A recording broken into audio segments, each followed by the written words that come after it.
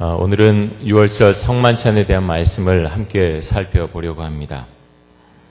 예수님께서 십자가에 못 박혀 돌아가신 날이 금요일입니다. 6월절 만찬은 목요일 저녁 때 있었지요. 그래서 날짜적으로 따지면 오늘 저녁 때 6월절 만찬이 있었습니다. 우리나라 시간으로 예수님께서 십자가에 못 박히신 시간이 금요일 오전 9시입니다. 6시간 정도 이제 십자가에 달려 계셨는데 오후 3시쯤에 운명하셨습니다.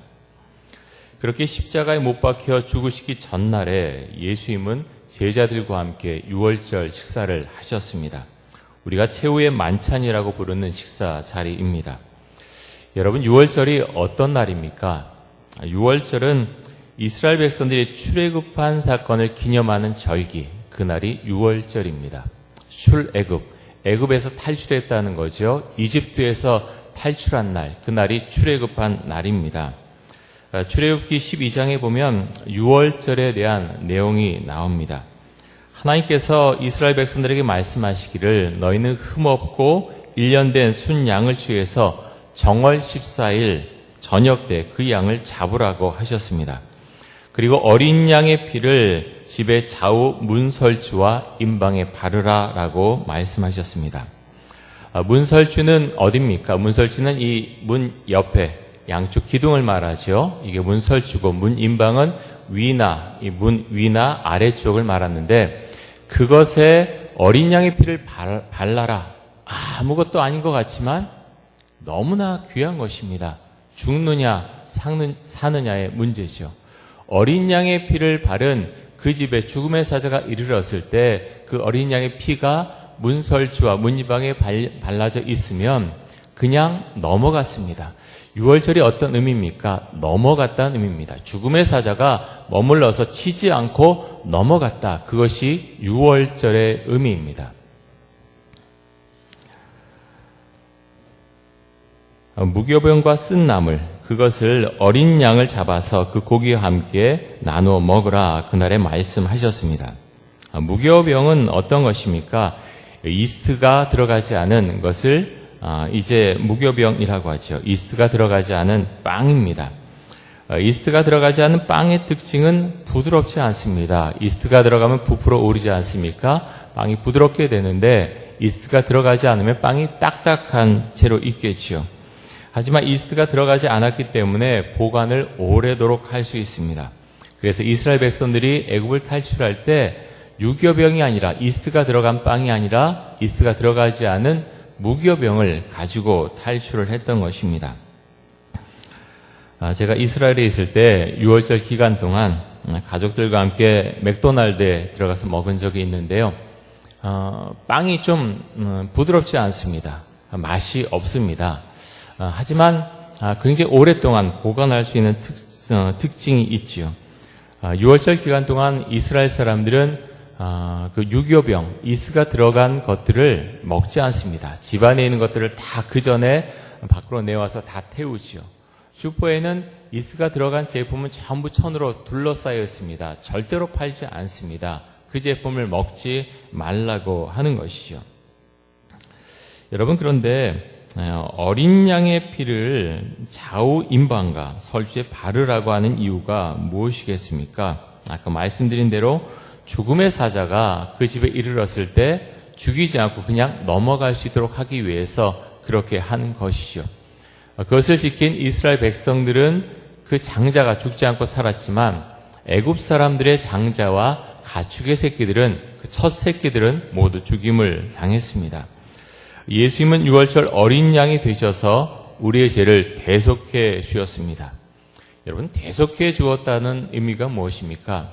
원래는 그 죄값을 우리가 받아야 되는데 예수님께서 대신 그 죄값을 치르셨다. 그것이 대속받았다는 것입니다. 구약시대에는 우리가 잘 아는 대로 자신이 지은 죄를 속하기 위해서 동물 제사를 드렸습니다. 내가 죽어서 피를 흘려서 피값을 치러야 되는데 내가 죽을 수 없기 때문에 동물을 대신 드린 것입니다. 그런데 이런 구약시대를 마감하는 사건이 일어나죠. 그 사건이 어떤 사건입니까? 십자가 사건입니다. 예수님께서 십자가에 못 박혀 죽으시는 사건입니다. 예수님께서 이전에는 동물 제사를 통해서 우리가 죄를 지을 때마다 그 동물을 하나님께 드려야 되지만 예수님께서 유월절 어린 양이 되셔서 피를 흘리고 우리의 죄를 대속해 주셨기 때문에 이제 다시는 동물 제사를 드릴 필요가 없다. 이렇게 우리에게 은혜를 주신 사건, 그것이 십자가의 사건입니다. 유월절 만찬을 통해서 예수님과 제자들이 만찬을 나누는 것은 이런 의미에서 우리에게 아주 큰 의미를 부여해 주고 있습니다. 이스라엘 백성들은 출애굽을 함으로써 전혀 다른 민족으로 태어나게 됩니다. 사람들의 인생도 완전히 바뀌게 되죠. 노예였던 삶이 자유인의 삶으로 완전히 바뀌게 됩니다. 여러분, 성만찬은 우리에게 어떤 의미를 줍니까? 지난 주일 예배 시간에 우리가 성만찬 예식을 가졌습니다. 성만찬 예식은 예수님을 기념하는 예식입니다. 오늘 말씀 가운데서 우리에게 이렇게 말씀하시는데요. 누가복음 22장 19절 말씀 같이 한번 보도록 하겠습니다. 19절 우리 같이 한번 읽겠습니다. 19절만 읽겠습니다. 시작.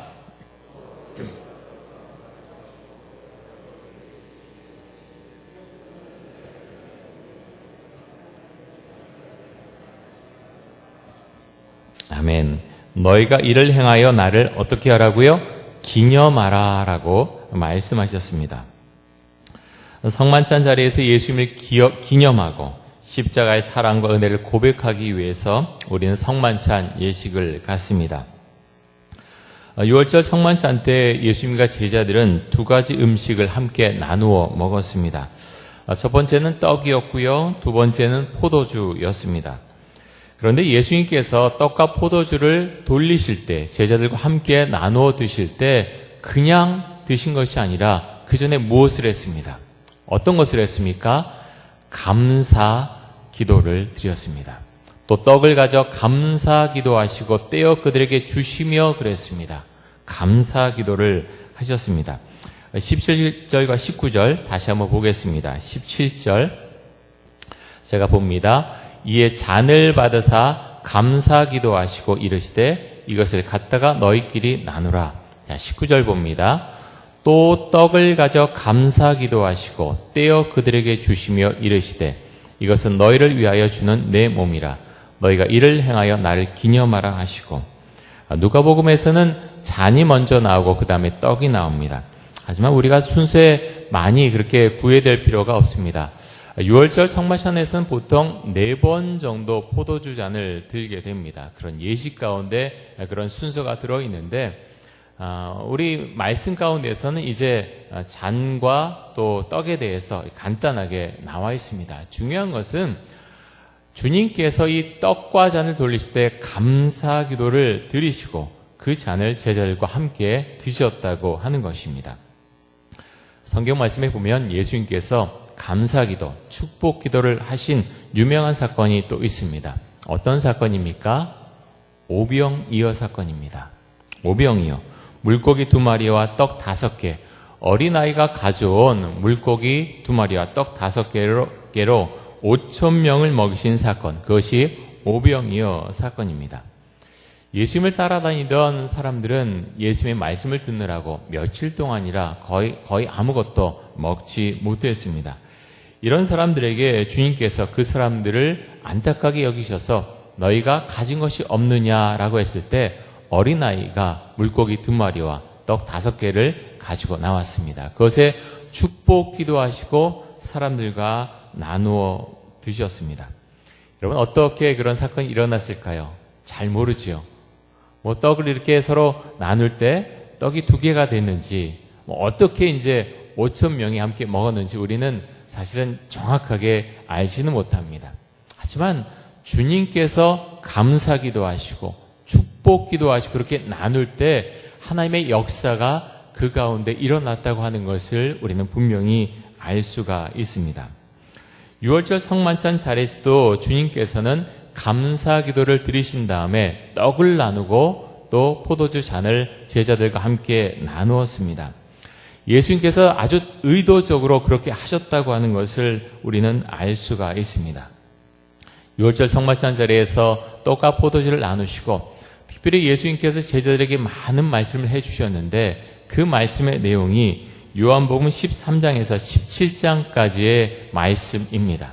우리는 그 내용들을 잘 알고 있습니다. 성만찬 자리에서 예수님께서 여러 가지 말씀을 해주셨는데 식사하던 자리에서 일어나셔서 제자들의 발을 씻어 주었습니다. 그리고 말씀하시기를 너희는 서로 사랑하라 라고 말씀을 하셨습니다.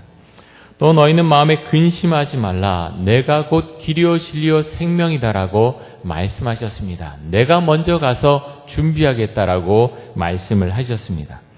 또 포도나무의 비유를 들어서 너희가 하나님을 떠나서 나를 떠나서 너희가 단 한순간도 살아갈 수가 없다. 이렇게 말씀을 하셨습니다. 성령님에 대해서도 말씀해 주셨습니다.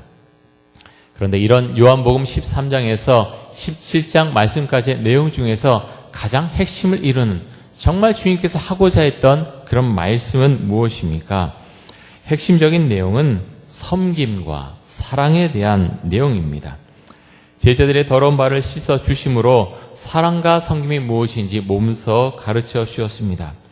이제 하룻밤만 지나면 십자가에 달려 죽으시지만 그런 절체절명의 시간에 제자들에게 서로 사랑하라고 가르쳐 주셨습니다. 떡과 포도주를 나눠주시면서 감사 기도하셨습니다. 축복 기도하셨습니다. 다시 말해서 그 시간들을 통해서 우리에게 무엇을 가르쳐 주셨는가 하면 제자들에게 정말 무엇을 가르치고자 하셨는가 하면 섬김과 사랑 그리고 공동체에 대해서 말씀해 주셨다고 하는 것입니다. 물론 가장 기본을 이루는 것은 예수님에 대한 믿음이겠죠. 예수 그리스도에 대한 믿음. 그 믿음이 있는 상황 가운데서 상태에서 예수님께서는 섬김과 사랑과 공동체의 중요성에 대해서 가르쳐 주셨습니다.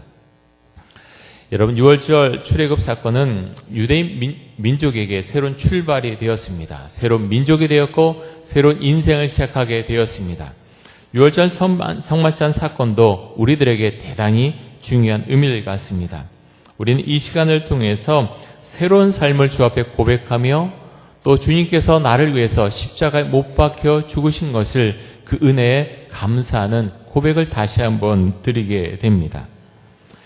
우리 기독교인들은 더 이상 동물 제사를 드리지 않습니다.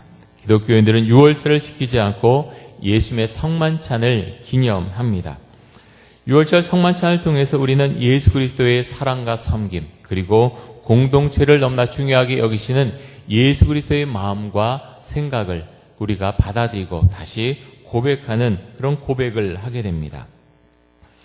여러분 한국교회에 예수님께서 말씀을 만약 주신다면 성만찬의 시간을 갖는다면 어떤 말씀을 주시겠습니까? 저는 동일한 내용의 말씀을 우리에게 주시지 않겠는가 그런 생각을 해보게 됩니다. 많이 분열하고 갈등하고 아파하는 한국교회 가운데 얘들아 내가 가장 중요하게 생각하는 게 무엇인지 아느냐? 건물을 세우고 사람들 더 많이 모으고 더 많은 돈을 걷고 어떻게 보면 제 표현이 좀 그렇지만 그것을 위해서 한편으로는 잘못하면 목표가 잘못 설정되어질 수 있는 그런 모습들 얘들아 너희들에게 가장 원하는 것은 정말로 하나님을 신뢰하고 하나님과 함께 살아가는 것 포도나무 비유를 우리에게 주신 것처럼 그렇게 너희가 하나님과 함께 살아가는 것이란다 우리에게 말씀해 주시지 않을까 그런 고백을 하게 됩니다. 너희가 서로 사랑해라 서로 섬겨라 공동체성을 이뤄라 우리에게 그렇게 말씀하시지 않으시겠습니까? 우리에게 이것이 필요합니다. 참 많이 그 말씀을 듣지만 많이 실천하지 못하는 우리가 물론 좋은 공동체를 이루고 있습니다. 이촌동교회 공동체 그리고 한국교회 공동체 하지만 한국교회 공동체 안에는 많은 분열과 아픔이 있습니다. 함께 나누고 함께 섬기라고 했지만 그 가운데서 많은 이단들이 생겨났습니다. 많은 어둠의 세력들이 있습니다. 또 정통 교단이라고 하는 많은 교회들도 하나가 되어야 되는데 그렇지 못할 때도 많이 있습니다. 여러분 우리가 무엇을 향해서 앞으로 나아가야 하겠습니까? 우리가 이런 고난 주간을 맞을 때마다 성찬 예식을 우리가 치를 때마다 무엇을 고백해야 되겠습니까? 주님, 저의 삶 가운데, 저의 믿음 가운데, 우리 공동체 가운데 더 많은 섬김의 모습과 더 많은 사랑의 모습과 하나 되는 공동체의 모습을 우리에게 허락하여 주옵소서. 우리가 더 많이 기도해야 되겠습니다. 여러분, 예수님께서 6월절 성만찬을 제자들과 함께 나눌 때 제자들을 어떤 눈으로 바라보시고 그들과 함께 하셨을 것이라고 생각을 하십니까? 누가복음 22장 14절 말씀을 보겠습니다. 14절에 보면 주님께서 이렇게 이제 이 상황을 이제 말씀하시는데요. 14절에 보면 이렇게 표현합니다. 때가 이름에 예수께서 사도들과 함께 앉으사. 자, 누가복음의 저자인 누가는 제자라는 호칭 대신에 이 부분에서 사도라고 하는 호칭을 사용합니다. 사도. 이 사도는 보냄을 받은 자라는 의미를 갖고 있습니다. 보냄을 받은 자. 여러분, 지금 6월절 성만찬에 참여하는 이 제자들의 모습이 어떻습니까? 그 전에 서로 누가 높으냐, 누가 더 나은 사람이냐, 더 나은 자리를 차지할 것이냐, 갈등하고 다툼 가운데 있었고 영적으로 아둔한 가운데 있던 사람들이었습니다. 그런데 이런 사람들 향해서 누가는 이렇게 그들 향해서 사도들이다라고 그렇게 지칭하고 있습니다. 때가 이름에 6월절 그렇게 성만찬할 시간이 이름에 예수께서 사도들과 함께 앉았다라고 말씀을 하십니다. 하지만 이들은 나중에 지금은 아둔한 가운데 있지만 변화된 삶을 살아갈 것을 이 단어 가운데서 우리는 확인해 갈 수가 있습니다. 지금은 아둔하고 갈등하고 다툼 가운데 있지만 이들을 주님께서 변화시키셔서 사도로 사용하실 것이다. 그것을 말씀하고 있는 것입니다. 여러분, 우리에게도 동일하게 말씀하시지 않으시겠습니까? 어떨 때 우리는 교회 안에서 어떤 사람을 바라보면서 실망할 수 있습니다. 교회 다니는데 어떻게 저럴 수가 있는가? 하지만 우리는 그 사람의 미래를 잘 알지 못합니다. 주님께서 은혜를 주셔서 오늘 본문에 나오는 사도들처럼 그리고 사도 바울처럼 사용하실지 우리가 어떻게 알겠습니까? 우리는 그리스도인들입니다. 그리스도인들은 주님께로부터 보냄을 받은 자들입니다. 우리가 어디로 보내십니까? 세상으로 보냄을 받습니다. 예수님께서 우리에게 새로운 언약을 주셨습니다. 누가복음 22장 20절 말씀에 이렇게 말씀하십니다. 20절입니다. 우리 같이 한번 읽겠습니다. 시작. 저녁 먹은 후에 잔도 그와 같이 하여 이르시되 이 잔은 내 피로 세운 새 언약이니 곧 너희를 위하여 붓는 것이라. 자, 이 잔은 내 피로 세우는 새 언약이다라고 말씀하셨습니다. 곧 너희를 위하여 붓는 것이라 말씀하셨습니다. 새 언약이 어떤 언약입니까? 예수 그리스도를 믿음으로 구원을 받는다는 새로운 언약입니다. 예수님께서 이제 십자가에 못 박혀 돌아가시고 그 죽음과 부활을 믿는 사람에게 새로운 생명을 주시겠다는 새로운 언약에 대해서 지금 말씀하고 있는 것입니다. 마틴 루터는 그 고백을 로마서 1장 17절 말씀을 통해서 그는 받았습니다. 17절 말씀에 로마서 1장 17절 말씀 이렇게 그는 17절에서 이렇게 말씀합니다. 복음에는 하나님의 의가 나타나서 믿음으로 믿음에 이르게 하나니 기록된 바 오직 의인은 믿음으로 말미암아 살리라 함과 같으니라. 아멘. 정말 주님을 믿는 사람은, 구원을 받는 사람은 믿음으로 말미암아 살리라라고 말씀하셨습니다.